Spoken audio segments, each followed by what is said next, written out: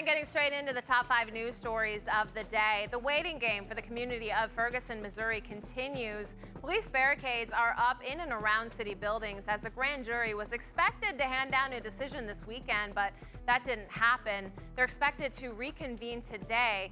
Meanwhile, the community remains on edge. It's been nearly 3.5 months since police officer Darren shot unarmed teen Michael Brown, causing weeks of protests and unrest.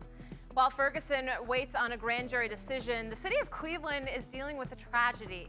Over the weekend, police shot at a 12-year-old boy who was carrying a fake gun. Cops say they received a call Saturday afternoon about a juvenile pointing what was probably a fake gun at people. When officials arrived, they say the boy did not point the gun at them, but he did reach into his waistband to retrieve the weapon, and that's when the officers fired at him. The boy died early Sunday following surgery.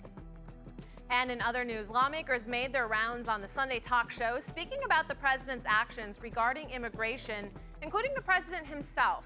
He challenged Republicans who were unhappy with his action to come up with decisive legislation and pass a bill. Meanwhile, Saturday Night Live took advantage of the controversy to create a hilarious skit. Check it out. Then I wound up on the president's desk, and I said, There's actually an even easier way to get things done around here. It's called an executive order. I'm an executive order, and I pretty much... Haha, well played, SNL, well played.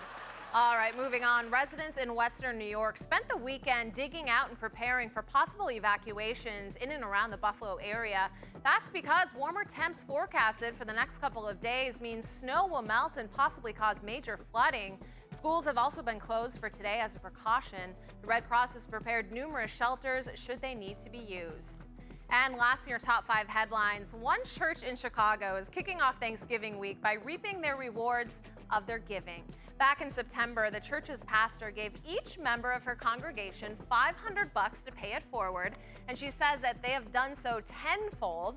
She says she has members telling her each week what they have done with the money and how it has changed their lives. She hopes this project will have a lasting impact on the lives of her congregation and the community. You know, I love this story. It is so heartwarming. I hope other congregations and just everybody follows suit. Yeah. It's really cool reading the stories that, you know, many of them donated to charities, others just helped family and friends. And like we always say, it's amazing how much such a little amount goes such a long way for some people. So pay it forward for sure. Yeah, if you're doing well, pay it forward. That's true.